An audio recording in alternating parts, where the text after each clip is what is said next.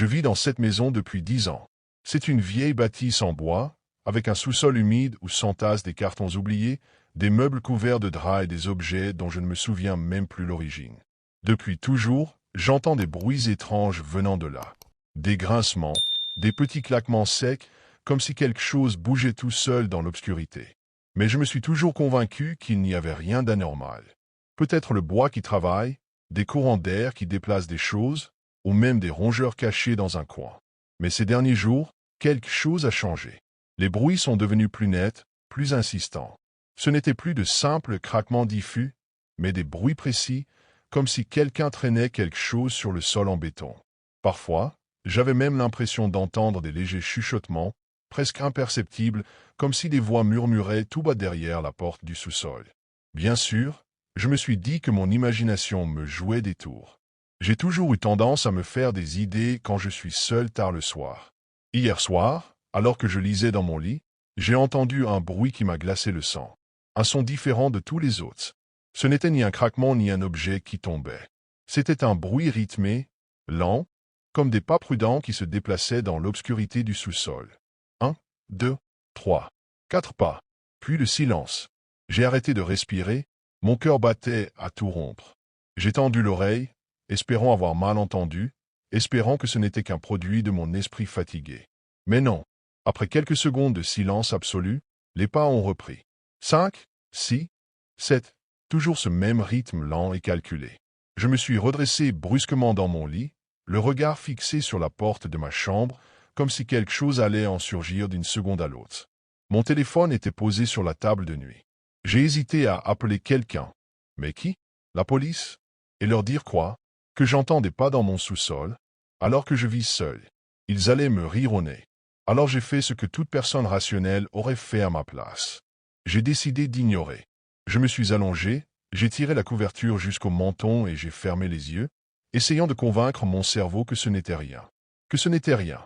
Et pourtant, alors que je m'endormais enfin, j'ai juré entendre, dans le silence de la nuit, un dernier bruit venant du sous-sol. Comme une respiration, lente, profonde et bien trop proche. Je me suis réveillé en sursaut au milieu de la nuit, le cœur battant encore sous l'effet du cauchemar que je venais de faire. J'avais rêvé que j'étais dans le sous-sol, dans le noir complet, incapable de bouger. Quelque chose s'approchait lentement, et tout ce que je pouvais entendre, c'était cette respiration lourde et irrégulière, juste derrière moi. J'ai secoué la tête pour me débarrasser de cette sensation désagréable et j'ai regardé l'heure sur mon téléphone. 3 heures du matin. Tout était silencieux. Trop silencieux. C'est là que je l'ai entendu de nouveau. Un bruit léger, presque imperceptible. Un son qui n'aurait dû être qu'un simple craquement du bois, mais qui, cette fois, était bien trop clair, bien trop distinct. C'étaient des pas, lents, prudents, calculés, comme si quelqu'un essayait de ne pas se faire entendre. 1, 2, 3. Il s'arrêtait quelques secondes avant de reprendre, plus proche, plus précis. Je me suis redressé lentement, le souffle coupé. Mon corps entier était en alerte, une sueur froide coulant le long de ma nuque. Ce n'était plus mon imagination. Ce n'étaient pas des bruits aléatoires causés par le vent ou la maison qui travaille. Quelqu'un marchait dans mon sous-sol. Mon premier réflexe a été d'attraper mon téléphone. J'ai ouvert l'application de l'enregistreur vocal, posé l'appareil sur ma table de nuit et tendu l'oreille. Pendant quelques instants, il n'y a eu que le silence. Puis, un autre bruit. Cette fois, ce n'était pas un pas, mais le son distinct de quelque chose de métallique raclant le sol. Comme si on traînait un objet lourd. Mon estomac s'est noué. Je voulais me lever, descendre et vérifier ce qui se passait. Mais une part de moi refusait catégoriquement. Je savais que si j'ouvrais cette porte, si je descendais ces escaliers, je ne pourrais plus faire marche arrière. J'ai rassemblé mon courage et me suis levé, mon téléphone à la main. J'ai activé la caméra, prêt à enregistrer ce que j'allais trouver. Si c'était un rôdeur, un animal ou autre chose, j'aurais une preuve. En avançant doucement vers la porte du sous-sol, je me suis arrêté net. Les pas, ils avaient cessé, comme si ce qui était en bas savait que je m'approchais. J'ai posé la main sur la poignée de la porte du sous-sol, mais un frisson m'a traversé l'échine. L'air semblait plus lourd, plus froid. Mon instinct me criait de reculer, de retourner dans ma chambre et d'ignorer ce qui se passait. Mais une autre part de moi voulait savoir. J'avais besoin de savoir. J'ai inspiré profondément et j'ai ouvert la porte. Un grincement aigu a résonné dans le silence oppressant. J'ai immédiatement levé mon téléphone et activé la lampe torche, projetant un faisceau de lumière vacillant dans l'obscurité en contrebas. L'escalier en bois menait à un sous-sol encombré de vieilles affaires, de cartons et de meubles abandonnés sous une fine couche de poussière. L'odeur d'humidité et de renfermé me prit à la gorge. J'ai descendu les marches lentement, essayant de ne pas faire de bruit. Chaque pas semblait résonner plus fort que le précédent. Une fois en bas, j'ai balayé la pièce du faisceau lumineux. Tout semblait normal. Pas de fenêtres ouvertes, pas de signe d'effraction. Pourtant, une sensation étrange pesait sur mes épaules, comme si l'air lui-même vibrait sous une présence invisible. J'ai avancé prudemment, filmant chaque recoin avec mon téléphone. Des boîtes étaient empilées contre les murs, des meubles recouverts de draps jaunis formaient des silhouettes inquiétantes dans l'obscurité. Mon regard s'est attardé sur un vieux miroir poussiéreux, posé contre le mur du fond. Son reflet était flou, distordu. Puis, un bruit. Un raclement sec, tout près. J'ai figé. Mon cœur battait à tout rompre. Le son venait de derrière moi. Avec une lenteur extrême, j'ai tourné la tête. La lampe de mon téléphone tremblait légèrement dans ma main. J'ai éclairé l'espace entre deux vieilles armoires, là où l'ombre semblait plus dense. Rien. Mais c'est à cet instant que j'ai ressenti quelque chose d'indescriptible. Un souffle, juste derrière mon oreille. Un frisson glacial m'a traversé le corps.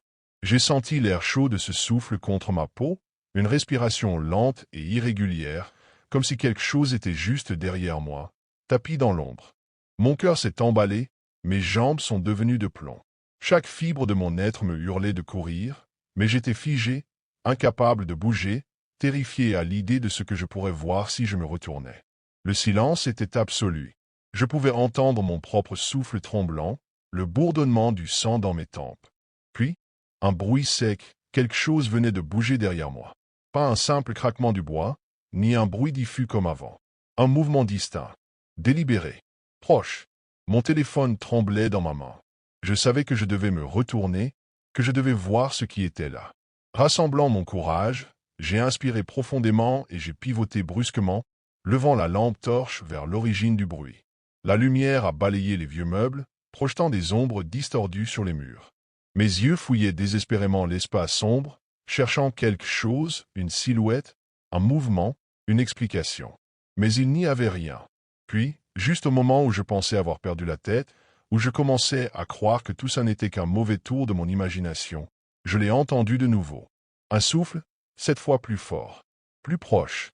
Et avant que je puisse réagir, mon téléphone a capté autre chose. Un son distinct, un murmure, une voix rauque et presque inhumaine, si basse que j'ai cru l'avoir imaginée. J'ai compris que je n'étais pas seul. C'est à ce moment-là que j'ai perdu mon sang-froid. Mon corps a réagi avant mon esprit. Dans un mouvement paniqué, j'ai reculé brusquement, mon épaule heurtant une étagère en métal qui a vacillé sous le choc. Des objets ont chuté dans un fracas assourdissant, brisant le silence oppressant du sous-sol. Mon téléphone a failli m'échapper des mains, mais j'ai réussi à le serrer juste à temps. Je n'ai pas réfléchi. J'ai couru. J'ai traversé la pièce en trébuchant sur des boîtes, ma lampe torche éclairant des silhouettes fantomatiques créées par les draps recouvrant les meubles. Derrière moi, un bruit sourd a résonné. Quelque chose bougeait. Quelque chose me suivait. En arrivant au pied des escaliers, j'ai levé mon téléphone par réflexe et pointé la caméra derrière moi. J'aurais préféré ne rien voir. Juste au bord du faisceau lumineux, une ombre s'est glissée entre deux meubles. Une silhouette floue, trop grande pour être un animal, trop déformée pour être humaine. Je n'ai pas eu le temps de distinguer ses traits, mais j'ai vu ses yeux. Deux lueurs pâles qui semblaient me fixer à travers l'obscurité. Mon sang s'est glacé. J'ai bondi dans les escaliers, manquant de tomber, et j'ai claqué la porte derrière moi. Je me suis effondré contre le mur du couloir, le souffle court, le cœur battant à tout rompre. Pendant plusieurs secondes, je suis resté là, figé, incapable de croire ce qui venait de se passer. Puis, lentement, j'ai baissé les yeux vers mon téléphone toujours en train d'enregistrer. J'ai hésité avant d'appuyer sur le bouton pour arrêter la vidéo. J'avais peur de revoir ce que j'avais capturé. Mais ce n'était pas la vidéo qui m'a glacé le sang. C'était le son. À la toute fin de l'enregistrement, après mon hurlement et le bruit de ma fuite précipitée, il y avait encore quelque chose. Un murmure à peine audible, une voix rauque et sifflante, qui semblait venir de tout près du micro. 3 mots. Tu as vu. Je vis seul dans un immeuble tranquille, un endroit où je n'ai jamais eu à m'inquiéter de quoi que ce soit. Pas de voisins bruyants, pas de disputes dans le couloir, pas d'incidents étranges. Juste une routine calme, presque monotone, exactement comme je l'aimais. Mais cette nuit-là, tout a changé. Il était environ 3 heures du matin quand la sonnerie du visiophone a retenti, brisant le silence oppressant de la nuit. D'abord, j'ai cru avoir rêvé. J'ai cligné des yeux dans l'obscurité de ma chambre, l'esprit encore engourdi par le sommeil. Puis, la sonnerie a retenti à nouveau, stridente, insistante. Qui pouvait bien sonner à cette heure-ci? Je me suis levé à contre-cœur, enfilant un t-shirt à la hâte, et je me suis dirigé vers l'interphone situé près de la porte d'entrée. Mon immeuble était sécurisé, l'entrée verrouillée en permanence. Pour qu'une personne puisse m'appeler, elle devait être en bas, devant la porte principale. J'ai appuyé sur le bouton et porté le combiné à mon oreille. Allô? Un silence d'une fraction de seconde, puis une voix chuchotante a glissé à mon oreille, rauque, presque suppliante. Ouvre la porte. J'ai oublié mes clés. J'ai froncé les sourcils. La voix était étrange, faible, comme si la personne au bout du fil parlait juste assez fort pour être entendue, mais pas assez pour que je puisse discerner si elle m'était familière. « Qui êtes-vous » ai-je demandé, mon ton plus sec que je ne l'aurais voulu. Un autre silence. Puis, la voix a répété exactement la même phrase, cette fois plus pressante. « S'il te plaît, ouvre. » Un frisson m'a parcouru l'échine. Quelque chose clochait. J'ai levé les yeux vers l'écran du visiophone, m'attendant à voir une silhouette sur le pas de la porte. Mais l'image affichée était dérangeante, la rue était vide. Il n'y avait personne. J'ai figé, le cœur battant plus fort. L'interphone grésillait encore, signe que la personne attendait une réponse. Mais je n'ai rien dit. J'ai juste coupé la communication et reculé lentement, les yeux rivés sur l'écran. Quelques secondes plus tard, la sonnerie a retenti à nouveau. J'ai sursauté. La sonnerie du visiophone avait retenti une seconde fois, plus insistante, plus oppressante. Une part de moi voulait simplement ignorer l'appel, retourner me coucher et oublier cette étrange interruption. Mais une autre part, plus forte, me poussait à rester là, immobile, à fixer l'écran vide. Je n'ai pas décroché. À quoi bon? Il n'y avait personne dehors. Pourtant, l'idée que quelqu'un, ou quelque chose, puisse être là, caché juste hors du champ de la caméra, m'a fait frissonner. Puis, contre toute logique, j'ai appuyé à nouveau sur le bouton de communication. « Qui êtes-vous?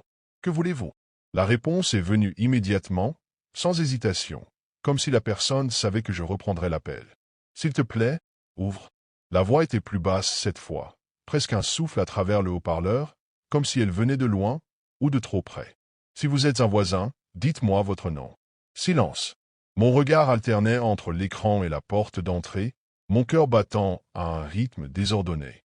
Une angoisse sourde s'installait, un instinct primal me hurlant de ne pas ouvrir. Puis, la voix a chuchoté quelque chose d'incompréhensible, un murmure brisé, assuré par des interférences. Mon sang s'est glacé.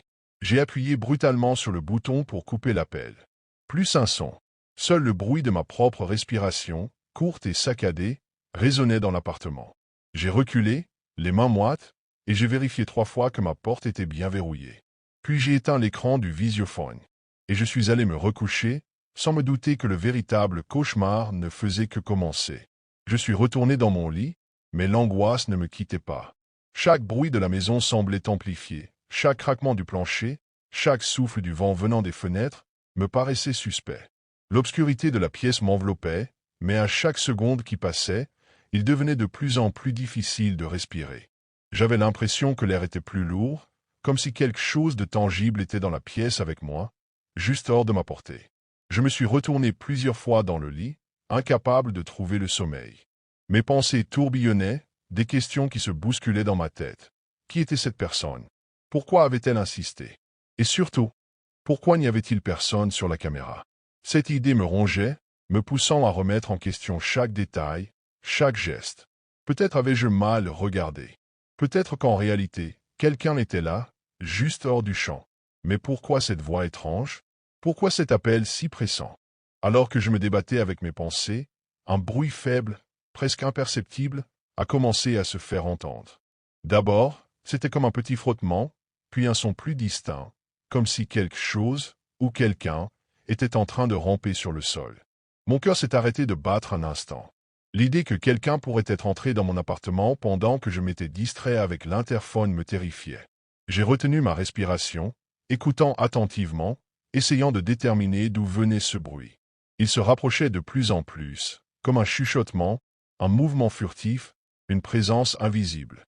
Il ne venait pas de l'extérieur de l'appartement, mais bien de l'intérieur, de près de la porte. Mon instinct m'a poussé à me lever. D'un coup, la peur m'a pris aux tripes.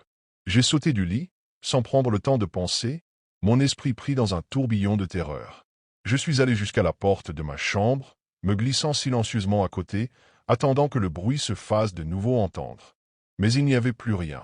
Le silence était presque assourdissant. Je me suis approché de la porte d'entrée. Lentement, j'ai tendu l'oreille. Pas un bruit. Juste l'immense calme de la nuit. Pourtant, quelque chose me disait que ce n'était qu'un répit temporaire, que ce silence n'était que l'attente avant la prochaine étape du cauchemar. Quand j'ai posé ma main sur la poignée de la porte, une sensation glacée m'a envahi. Je savais qu'il y avait quelque chose qui clochait. Je n'étais pas certain de ce que je voulais trouver ou même de ce que je devais chercher, mais mon esprit refusait de me laisser tranquille. Après tout, je n'avais pas entendu de bruit depuis un moment, mais ce silence était encore plus terrifiant. Je n'ai pas osé ouvrir la porte complètement. J'ai simplement jeté un œil à travers l'entrebâillement, scrutant le hall sombre. Tout semblait normal, trop normal. Pas un bruit, rien. Mais alors, je l'ai vu. Des traces. Des marques. Des traces de mains, sèches, comme si quelqu'un avait traîné ses paumes sur le sol. Elles étaient claires, évidentes. Et elles menaient directement vers ma porte. J'ai froncé les sourcils, pris de court. La lumière de l'entrée éclaire partiellement le sol, mais ce n'était pas suffisant. Celle-ci était recouverte d'une étrange poussière noire, presque comme de la boue séchée, laissant des impressions nettes. Chaque empreinte était profonde, une marque sinistre laissée par des doigts sales, comme si quelque chose ou quelqu'un était venu ou avait quitté mon appartement. Mon cœur battait à toute vitesse alors que je m'accroupissais pour examiner de plus près ces marques. Il n'y avait rien d'autre dans le hall, rien qui aurait pu justifier cela.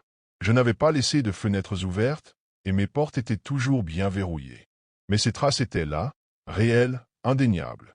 Je suis resté figé, observant ces empreintes pendant quelques secondes qui m'ont paru une éternité. Et alors, une pensée froide a traversé mon esprit. Si ces marques avaient été laissées pendant que je dormais, qui avait ouvert ma porte pendant la nuit? Qui avait été assez proche pour les laisser sans que je ne m'en aperçoive?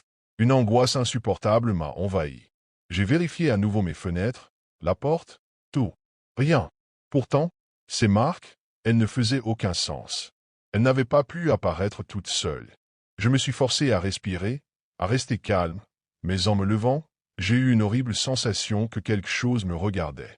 Une présence invisible, silencieuse, mais lourde, suspendue dans l'air. C'était comme si cette entité voulait que je comprenne quelque chose, mais que je n'étais tout simplement pas prêt à l'admettre.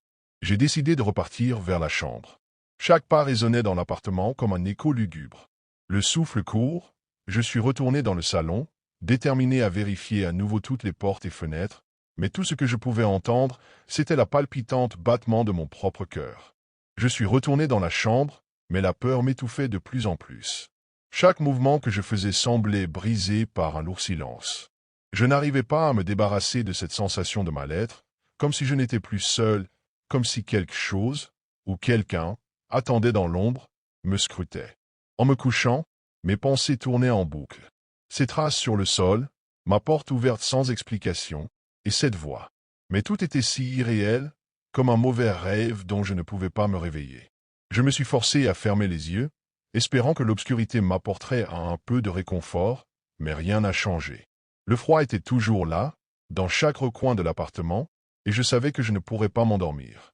Soudain, un bruit venant de l'entrée a brisé le silence. C'était le cliquetis de la poignée de la porte, lent, presque imperceptible. Je me suis figé, le cœur battant à tout rompre. Qui pouvait bien toucher la porte, à cette heure-là? J'ai hésité, ne sachant pas quoi faire. Était-ce encore le même intrus, ou était-ce quelque chose de plus étrange? Lentement, je me suis levé, avec une lenteur que je détestais, comme si chaque mouvement était dicté par une force invisible, une peur profonde qui m'empêchait d'agir normalement. J'ai approché la porte, l'oreille collée contre le bois, espérant entendre un son qui me rassurerait. Mais il n'y avait rien, juste ce vide oppressant. J'ai posé la main sur la poignée. Elle était froide, glacée, comme si quelqu'un l'avait touchée juste avant moi. Je l'ai ouverte d'un coup. Mais ce que j'ai vu? Il n'y avait rien. Pas un bruit. Pas une âme en vue. La porte était complètement ouverte, comme si elle n'avait jamais été verrouillée. Mais il y avait une nouvelle empreinte de main, plus grande, plus marquée que les autres, encore humide de la saleté. Je me suis précipité pour refermer la porte derrière moi, en claquant les verrouillages. J'étais seul. Pourtant, je ne pouvais m'empêcher de sentir que quelqu'un, ou quelque chose, était encore là, juste derrière moi, dans la pièce, ou peut-être quelque part dans l'obscurité. À ce moment-là, il m'a fallu admettre l'inacceptable. Ce que j'avais vécu n'était pas une simple erreur ou un simple cauchemar. Quelqu'un avait été dans mon appartement, quelqu'un que je ne connaissais pas, et cette voix qui m'avait appelé à 3 heures du matin n'était pas le seul signe d'une présence malveillante dans cet endroit. J'ai mis toute la force qu'il me restait pour allumer toutes les lumières et vérifier chaque recoin de l'appartement. Mais malgré cela, quelque chose me disait que je n'étais pas prêt à découvrir ce qui se cachait encore dans l'obscurité. Il était tard, bien après minuit. La maison était plongée dans un silence oppressant, à peine troublé par le léger bourdonnement du téléviseur allumé devant moi. Je m'étais affalé sur le canapé, une couverture jetée sur mes jambes, essayant de trouver un programme quelconque pour m'accompagner jusqu'à ce que la fatigue finisse par m'emporter. Les lumières étaient éteintes, et seule la lueur bleutée de l'écran éclairait le salon, projetant des ombres mouvantes sur les murs. Je zappais distraitement, sans réellement prêter attention aux images qui défilaient, lorsque soudain, l'écran devint noir. Une fraction de seconde plus tard, des lettres blanches apparurent, formant une phrase simple mais terrifiante. « Vous êtes observé ». Mon cœur rata un battement. J'étais figé, incapable de détourner le regard. L'écran restait immobile, affichant cette phrase qui semblait presque me défier. Une blague? Un message publicitaire étrange? Un bug?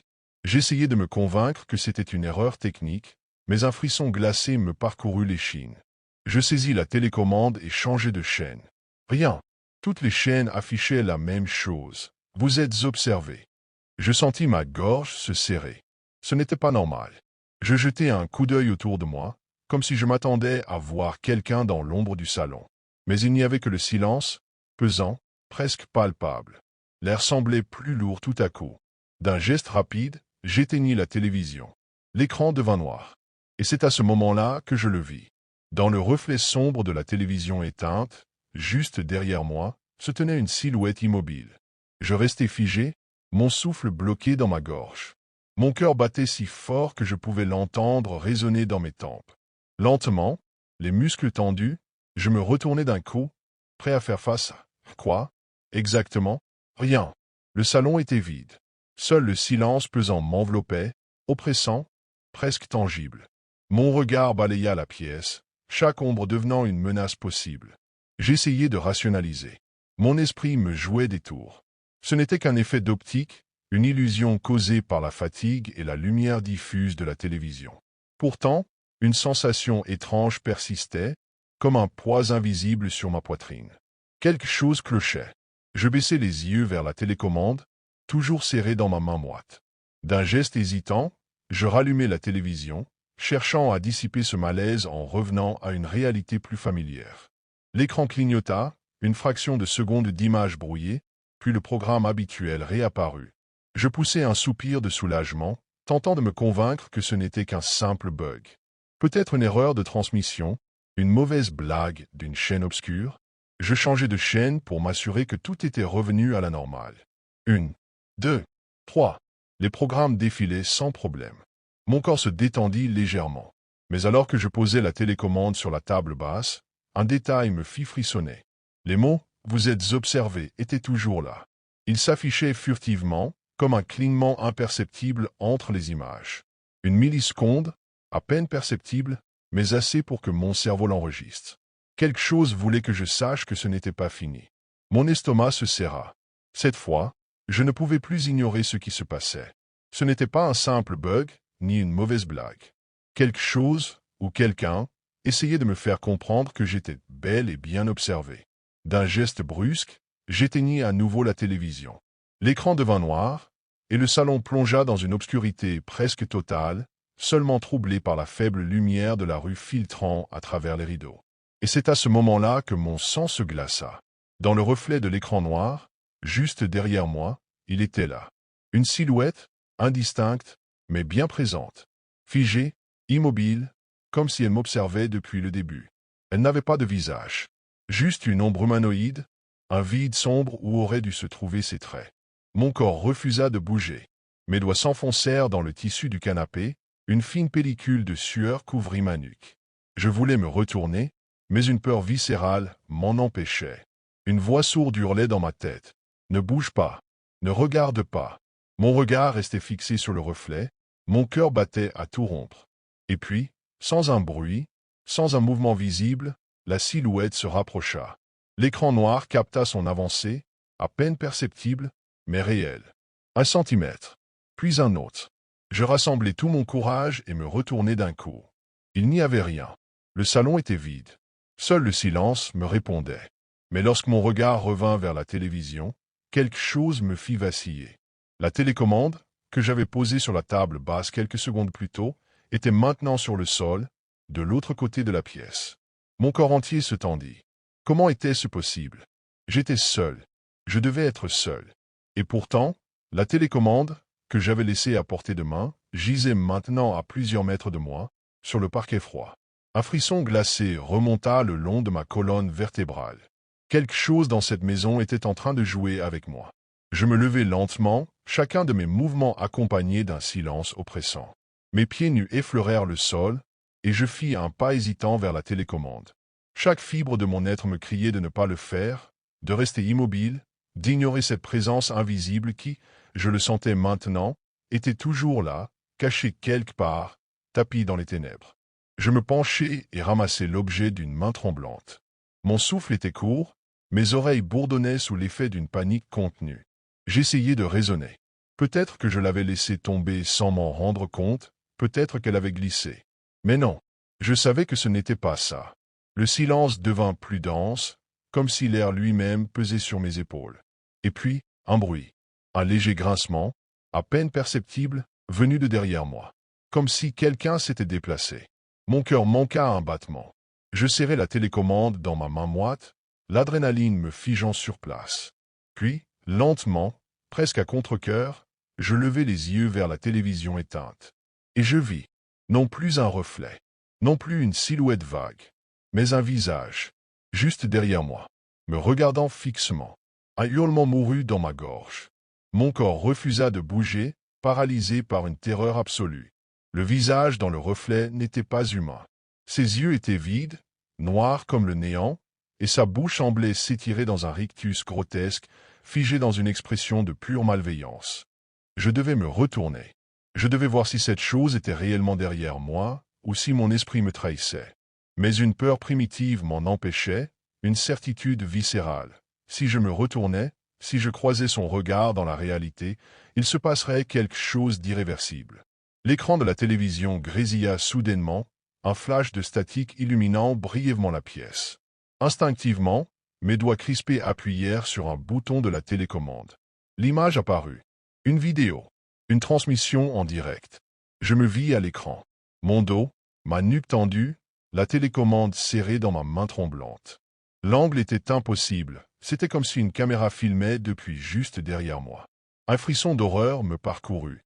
Et puis, lentement, dans la vidéo, quelque chose émergea de l'ombre derrière moi. Un mouvement. Une forme noire. Une main squelettique se leva, comme pour me toucher. Je sentis un souffle glacé sur ma nuque. Dans un réflexe de survie, je lançai la télécommande à travers la pièce et me précipitai hors du salon, le cœur battant à en exploser. Je fonçai vers ma chambre, claquai la porte derrière moi et me jetai contre elle, le souffle saccadé. Le silence retomba. Longtemps, je restai là, oreille tendue, guettant le moindre bruit. Rien. Lentement, je repris mon souffle. Peut-être que c'était fini, puis, dans l'obscurité de ma chambre, mon téléphone vibra sur la table de nuit. Un nouveau message s'afficha sur l'écran. « Pourquoi tu t'enfuis ?» Je suis rentré tard cette nuit-là, épuisé.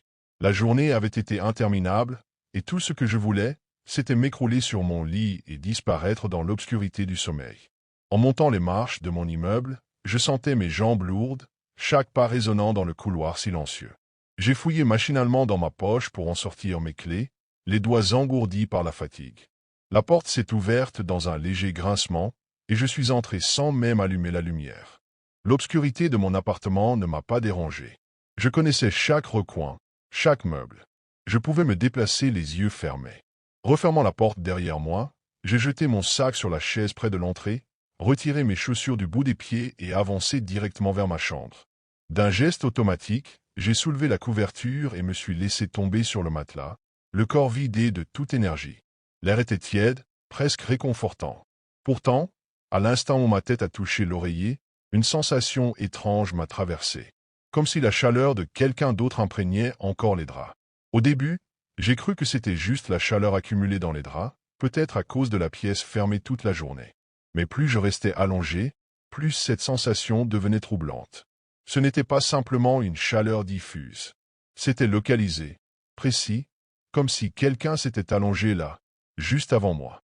J'ai passé ma main sur le matelas, et un frisson m'a parcouru. Un côté du lit était légèrement plus chaud que l'autre, contrastant avec la fraîcheur habituelle du tissu. Mon oreiller, lui aussi, semblait anormalement affaissé, comme si une tête y avait reposé récemment. L'odeur m'a frappé à cet instant. Un parfum flottait dans l'air, subtil mais distinct, totalement inconnu. Ce n'était ni mon gel douche, ni mon détergent habituel, ni quoi que ce soit que j'aurais pu ramener de l'extérieur. Une fragrance douce, légèrement sucrée, mais entêtante et étrangère. Mon cœur a raté un battement. J'ai fermé les yeux un instant, essayant de rationaliser. Peut-être un reste de lessive, une sensation amplifiée par ma fatigue. Mais plus j'essayais de trouver une explication logique, plus une certitude glaçante s'imposait à moi. Quelqu'un avait dormi dans mon lit. Mon souffle s'est accéléré, et un frisson glacé m'a parcouru l'échine. L'idée même que quelqu'un ait pu être ici, dans mon lit, pendant mon absence, me retournait l'estomac. D'un geste brusque, j'ai tendu la main vers l'interrupteur et inondé la pièce de lumière. Ce que j'ai vu m'a immédiatement coupé le souffle. Les draps étaient légèrement froissés, mais d'une manière inhabituelle, comme si quelqu'un s'était retourné plusieurs fois pendant la nuit. Le creux sur l'oreiller était net, une empreinte trop marquée pour être le simple effet du tissu. J'ai remonté la couverture du bout des doigts, il y avait une légère dépression dans le matelas, un creux discret mais indéniable, exactement à l'endroit où j'avais senti cette chaleur persistante. J'ai porté ma main à mon visage, et l'odeur du parfum m'a de nouveau frappé, plus forte cette fois, comme si elle s'accrochait à ma peau. C'était impossible. Je vivais seul. Personne n'avait la clé de mon appartement. Personne n'aurait pu entrer. Alors pourquoi avais-je cette sensation oppressante, ce pressentiment que quelque chose ou quelqu'un était encore là, caché quelque part, à m'observer en silence? Je me suis levé en tremblant, ma tête tourbillonnant de pensées confuses. Je savais que je devais garder mon calme, mais il était difficile de raisonner face à ce qui se passait. Les questions se bousculaient dans mon esprit. Est-ce que j'ai oublié de fermer la porte, ou ai-je laissé une fenêtre ouverte? Mais en réalité, rien ne correspondait à ce qui m'arrivait. Je suis allé vérifier chaque recoin de l'appartement. Tout semblait à sa place. Les fenêtres étaient fermées, les portes verrouillées, comme je l'avais laissé en partant. Pas de signe d'effraction. La serrure de la porte d'entrée était intacte, et aucune empreinte n'avait été laissée dans la poussière. Rien n'avait changé, à part ce sentiment oppressant qui me collait à la peau. J'ai ouvert les tiroirs, vérifié dans les placards, fouillé sous le lit, dans la salle de bain, même dans la cuisine, comme si l'intrus se cachait quelque part. Rien, pas un bruit, pas un mouvement. Mais l'odeur persistait, toujours aussi forte, bien qu'elle ne semblait pas provenir d'un objet précis. C'était comme si elle flottait dans l'air, invisiblement, imprégnant l'espace. Je m'arrêtais parfois. Tout à coup, cette étrange sensation de présence sur le dos. Chaque fois, je tournais la tête, espérant apercevoir quelque chose, n'importe quoi. Mais il n'y avait rien. Seulement l'ombre de mon propre reflet dans le miroir, me renvoyant un visage pâle et inquiet. À ce moment-là, l'anxiété me rongeait. J'avais besoin de réponses, quelque chose de concret qui puisse expliquer ce qui se passait. Sans réfléchir, je me suis dirigé vers la petite caméra de surveillance que j'avais installée près de la porte d'entrée, par précaution. Je ne savais pas ce que j'espérais voir, mais l'idée que quelqu'un ait pu entrer par cette porte m'avait désormais obsédé. J'ai allumé l'écran de mon téléphone et j'ai remonté les images de la soirée. La première vidéo montrait ma silhouette quittant l'appartement, rien de plus. J'ai accéléré les images pour sauter directement à mon retour. À ma grande surprise, il y avait un petit décalage dans les enregistrements. Un laps de temps où aucune image n'apparaissait. Je me suis figé. Un instant. Un simple instant. Mais c'était suffisant. Quand l'image a repris, la porte était toujours fermée. Mais j'ai vu quelque chose d'étrange. La porte, juste un tout petit peu entr'ouverte. Ce n'était pas comme ça lorsque je l'avais fermée derrière moi. Mon cœur s'est accéléré. Je n'avais pas rêvé, quelqu'un était bien entré. Quelqu'un avait été là, dans mon appartement, dans mon lit, juste avant que je rentre. Le parfum, il n'était plus dans l'air. Mais le froid glacial qui m'enserrait la poitrine ne me quittait plus. À ce moment-là, je n'étais plus seul. Quelqu'un m'observait encore, tapi dans l'ombre, invisible et silencieux. Je ne savais plus si la peur venait de ce que je voyais ou de ce que je ne voyais pas. Historia 5. Une nuit tranquille. Enfin, c'est ce que je croyais. J'étais seul chez moi, affalé sur le canapé du salon, une tasse de thé tiède à la main. Mon pyjama bleu, légèrement trop grand, me couvrait jusqu'au poignet. Dehors, la pluie tombait doucement, créant une mélodie apaisante sur les vitres du salon. Je venais de passer une longue journée de travail et tout ce que je voulais, c'était quelques heures de calme avant d'aller me coucher. Mon téléphone vibra sur la table basse. Un message. Je tendis la main sans vraiment y prêter attention. Probablement une notification sans importance. Mais en voyant l'écran, un frisson imperceptible remonta le long de ma nuque. Numéro inconnu. Je fronçai les sourcils et ouvris le message. Beau pyjama bleu. Mon cœur rata un battement. Je regardai instinctivement autour de moi, comme si une réponse se trouvait cachée dans l'ombre du salon. Peut-être un ami qui plaisantait, un membre de ma famille, mais non, personne ne pouvait me voir. J'étais seul. J'écrivis une réponse rapide. Qui est-ce? Pas de réponse. Juste le silence. Je posai mon téléphone et essayai d'ignorer l'étrange malaise qui s'installait en moi. Peut-être un mauvais numéro, ou un canular stupide. Pourtant, quelque chose me dérangeait profondément. Comment cette personne savait-elle la couleur de mon pyjama? Quelques minutes passèrent. Puis, une nouvelle vibration. Tu te grattes la tête quand tu es nerveux. Cette fois, je sentis mon estomac se nouer. J'étais en train de me gratter la tête.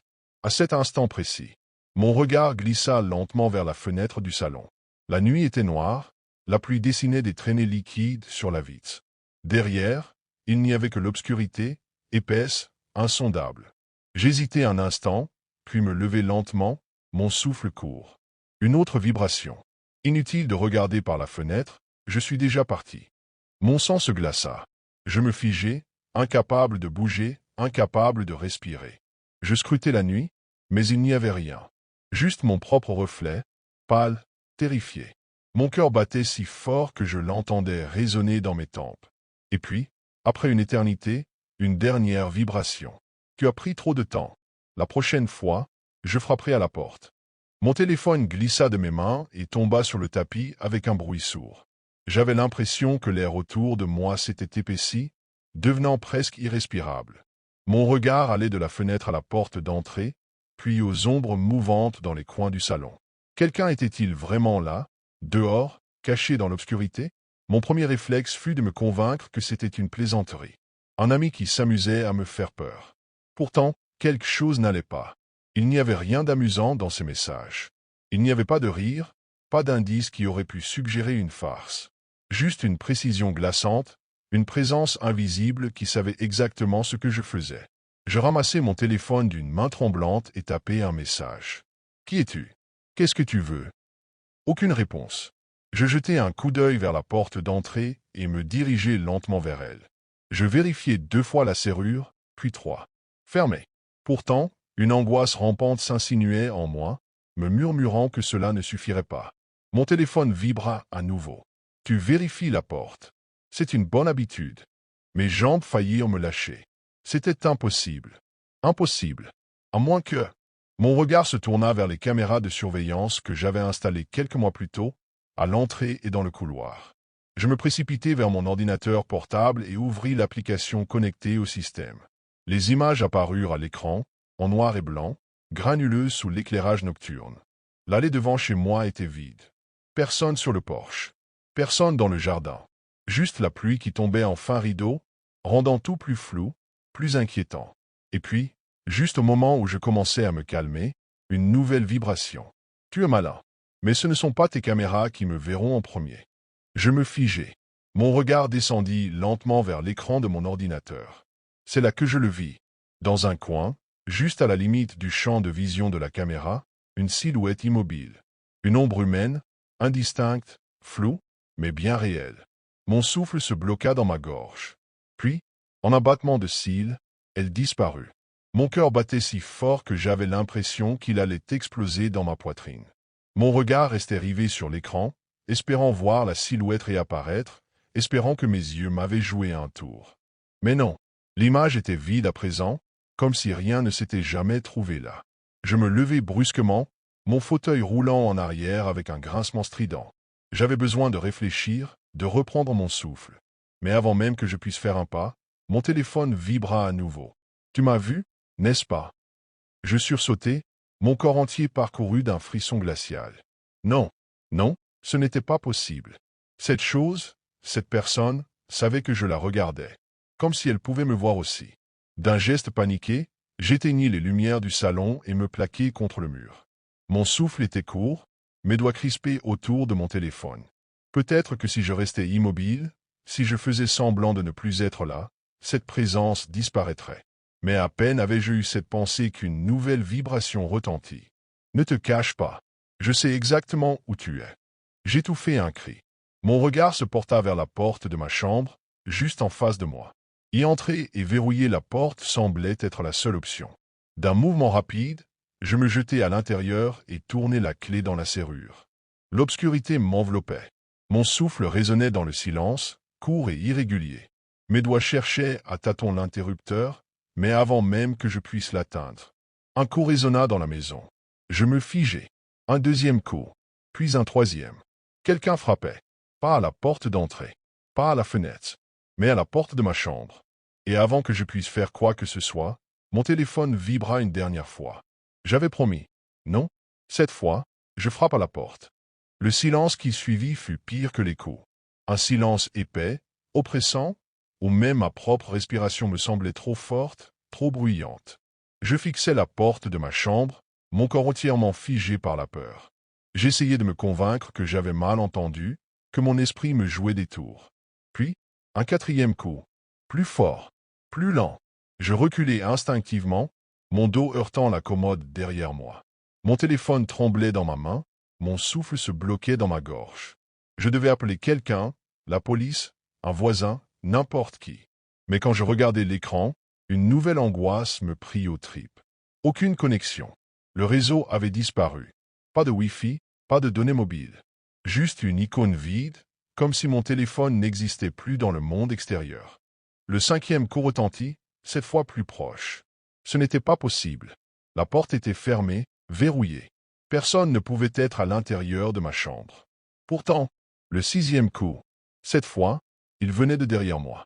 Je me retournai d'un geste paniqué, mes yeux scrutant l'obscurité de la pièce.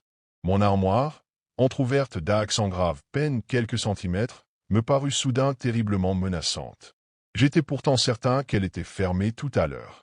Mon téléphone vibra dans ma main. « Tu es encore trop lent. » Mon cœur manqua un battement. Puis, dans l'obscurité totale de ma chambre, j'entendis autre chose. Un léger grincement. Celui d'une porte qu'on ouvre, doucement. L'armoire. Mon regard y resta fixé, incapable de se détourner.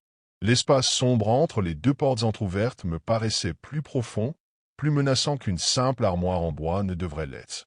L'obscurité à l'intérieur semblait presque vivante. Je n'osais pas bouger, ni respirer. Puis, lentement, une ombre bougea à l'intérieur. Quelque chose était là. Un souffle léger, presque imperceptible, brisa le silence. Il ne venait pas de moi. Mes jambes tremblaient. Tout en moi hurlait de fuir, mais mon corps refusait d'obéir. Je savais que si je me mettais à courir, si je détournais les yeux ne serait-ce qu'un instant. Ce qui se trouvait à l'intérieur en profiterait. Mon téléphone vibra une dernière fois. Avec une lenteur terrifiante, baissant les yeux comme un automate, je lus le message. « Regarde-moi. » Je sentis une présence, juste là, à quelques centimètres de moi. L'ombre dans l'armoire semblait s'étirer, se mouvoir, prendre forme. Quelque chose sortait. Je voulus crier. Je voulus courir.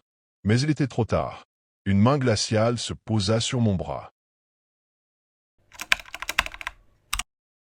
Je rentre chez moi tard dans la soirée, épuisé par une journée de travail interminable.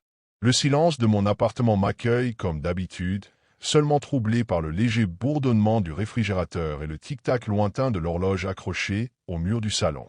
J'allume la lumière du couloir et fais craquer le parquet sous mes pas en me dirigeant vers la salle de bain. Tout est exactement comme je l'ai laissé ce matin. Je retire mes vêtements avec lassitude et laisse tomber ma chemise sur le sol. L'eau chaude coule sur ma peau tandis que la vapeur envahit peu à peu la pièce exiguë. L'espace devient flou, noyé dans une brume moite. Je ferme les yeux un instant, savourant cette sensation de chaleur enveloppante. Après quelques minutes, je coupe l'eau et tends la main vers ma serviette accrochée derrière la porte. En sortant de la douche, je m'essuie rapidement, frissonnant au contact de l'air plus frais. D'un geste machinal, je passe une main sur le miroir embué, révélant mon reflet fatigué et mes cheveux encore dégoulinants. Je sors enfin de la salle de bain, pieds nus, et me fige aussitôt. Sur le sol du couloir, parfaitement visible sous la lumière blanche, des empreintes de pas mouillés s'étalent devant moi. Mon cœur hâte un battement. Ce ne sont pas les miennes. Je baisse les yeux vers mes pieds. Le tapis de bain, juste devant la porte de la douche, est encore sec sous mes orteils. Impossible que j'aie laissé ces traces. Impossible. Mon regard remonte lentement le long du couloir, suivant les empreintes. Elles avancent droit devant moi, s'éloignant de la salle de bain pour rejoindre la pièce principale. Mon souffle se bloque dans ma gorge lorsque je réalise où elles mènent. La cuisine. La lumière du réfrigérateur est allumée, et la porte est entr'ouverte. Je reste immobile, mon cœur battant à un rythme irrégulier. L'humidité des empreintes luit faiblement sous la lumière du couloir, chaque pas s'enfonçant dans l'ombre grandissante de la pièce voisine. Mon esprit cherche une explication rationnelle, mais aucune ne vient. Je fais un premier pas en avant, prudemment. Le sol est froid sous mes pieds nus. L'odeur de l'humidité flotte dans l'air, mêlée à quelque chose d'indéfinissable. Un parfum presque métallique. Mon souffle est court. Je suis seul chez moi. Je devrais être seul. J'avance lentement, suivant du regard les empreintes qui s'étendent devant moi, traçant une ligne claire jusqu'à la cuisine. Elles sont nettes, précises, comme si quelqu'un venait juste de marcher là, pied trompé. Mais elles s'arrêtent d'un coup, brutalement, juste devant la porte du réfrigérateur, qui est restée entr'ouverte. Le halo de lumière émanant de l'intérieur projette une lueur pâle sur le sol carrelé. Une buée fine en sort, serpentant dans l'air comme une respiration glacée. Quelque chose ne va pas. Je m'approche, mon ventre noué par une appréhension viscérale. D'un geste hésitant, je tends la main vers la porte du frigo et l'ouvre complètement. L'ampoule clignote une fraction de seconde avant de stabiliser sa lumière jaunâtre. L'intérieur est normal. Ou du moins, il semble l'être. Bouteilles, restes de repas dans des tupperwares, un pack de lait entamé. Rien d'inhabituel. Pourtant, l'air qui s'en échappe est plus froid que d'ordinaire. Une sensation étrange me traverse, comme si quelque chose venait de passer à travers moi. Puis, une pensée me frappe avec une brutalité sourde. Les empreintes. Elles s'arrêtent ici. Elles ne font pas demi-tour. Comme si quelque chose était sorti. Un frisson glacé me parcourt l'échine, comme si une présence invisible venait de souffler sur ma nuque. Mon corps entier se tend, mes muscles figés par une peur primitive que je ne peux pas expliquer. L'air semble s'être alourdi, devenu épais, presque tangible. Je referme lentement la porte du réfrigérateur, son joint caoutchouteux émettant un léger bruit sourd en se scellant. La cuisine est plongée dans un silence absolu. Pas un bruit de la rue, pas un grincement du parquet, pas même le ronronnement du frigo qui, pourtant, ne s'arrête jamais. Un silence trop profond. Puis, quelque chose change. La température chute brusquement, au point que ma peau frissonne sous l'effet du froid mordant. Une sensation oppressante m'envahit, comme si un regard invisible pesait sur moi. Et alors, je l'entends. Une respiration. À peine perceptible, un souffle rauque et irrégulier. Juste derrière moi. Je veux me retourner. Je dois me retourner. Mais mon corps refuse de bouger. Mon esprit hurle que je suis seul, qu'il doit y avoir une explication logique, mais cette respiration, elle est bien réelle. Elle est là. Dans un élan de panique, je pivote sur mes talons, le cœur battant à tout rompre. Il n'y a rien. Rien d'autre que l'obscurité du couloir et le silence assourdissant de mon appartement. Mais alors, pourquoi? Pourquoi ai-je toujours cette impression terrifiante que quelque chose me regarde encore? Je n'ose pas bouger, mes yeux scrutant chaque coin de la pièce, chaque recoin du couloir plongé dans l'obscurité. Mon cœur frappe contre ma poitrine avec une violence irrégulière, comme une alarme silencieuse, et pourtant, tout reste figé. Je suis seul. Je suis toujours seul. J'ose enfin faire quelques pas en arrière, jusqu'à la porte de la cuisine. Mais mes yeux ne quittent pas le frigo, la lumière qui y reste allumée comme un phare dans la nuit. Le froid qui émane de l'intérieur me brûle presque, une brume glacée qui semble s'étirer jusque dans mes os. Tout à coup, je l'entends. Un bruit sourd. Quelque chose qui tombe dans la cuisine, juste derrière moi. Je sursaute, me retournant précipitamment. Mon regard balaie l'endroit, cherchant l'origine de ce bruit. Mais il n'y a rien, sauf le réfrigérateur qui reste là, immobile, et la porte entr'ouverte, comme si elle attendait que je m'en approche à nouveau. Et puis, je la vois. La lumière du frigo clignote à nouveau, mais cette fois, quelque chose bouge à l'intérieur. Un frisson d'horreur m'envahit, mes jambes se dérobant sous moi. Je n'ai pas le courage de m'approcher, mais je suis hypnotisé, incapable de détourner les yeux. D'un coup, la porte du réfrigérateur s'ouvre toute seule, dans un grincement sinistre. La lumière se fait plus vive, presque aveuglante. Et là, juste en dessous de la lampe du frigo, une silhouette se dessine dans la lumière froide. Une forme floue, translucide, presque humaine, mais pas tout à fait. Je n'arrive pas à respirer. Je suis pétrifié. La forme se mouve lentement, comme si elle voulait sortir du réfrigérateur, comme si elle voulait se libérer de cet endroit. Mon corps tout entier est paralysé par la terreur. Et dans un dernier éclair de lucidité, je me souviens. L'ancien locataire. Celui qui est mort dans cet appartement. La rumeur disait qu'il était obsédé par le froid, par le frigo. Il passait des heures à y regarder fixement, comme s'il attendait quelque chose. Ou quelqu'un. Ce quelque chose, c'était lui. Il était là. Il l'est toujours. Le froid est désormais insupportable, comme si toute la chaleur de la pièce avait été aspirée dans le réfrigérateur, qui continue d'émettre cette lumière glacée, pulsante. Mon corps tremble, mais je n'arrive toujours pas à bouger. Le simple fait de respirer semble me coûter un effort surhumain. Je tente d'inspirer profondément, mais mes poumons se remplissent d'un air épais et glacé. L'atmosphère est lourde, presque suffocante, et je sens une pression invisible sur ma poitrine, comme si quelque chose, ou quelqu'un, était en train de s'approcher, doucement, mais sûrement. Mes yeux ne quittent plus la porte du réfrigérateur. La silhouette qui s'en dégage semble s'épaissir et se densifier. Elle devient de plus en plus nette, de plus en plus réelle. Je n'ose plus cligner des yeux, de peur de perdre cette image, de perdre ce qui est là. Je veux crier, fuir, mais mes jambes refusent de répondre. Je suis figé, incapable de fuir. Puis, dans un mouvement lent et presque imperceptible, la porte du frigo se referme à moitié. Un sifflement aigu, comme une respiration profonde, se fait entendre, et l'air autour de moi se fait plus lourd, plus oppressant. La silhouette disparaît derrière la porte, mais je sais qu'elle est toujours là, cachée dans l'obscurité glacée de l'intérieur. Je fais un pas en arrière, mais je ne suis plus seul. Je sens quelque chose derrière moi, quelque chose qui frôle mes cheveux, qui touche ma nuque avec une douceur glacée. Le souffle froid me saisit. Il est là. Il est là. Je me retourne enfin, dans un dernier effort désespéré pour affronter l'invisible. Mais il n'y a rien. Rien, à part la chaleur oppressante de la pièce et le vide autour de moi. Sauf le miroir, dans le couloir, reflète une silhouette floue, sombre.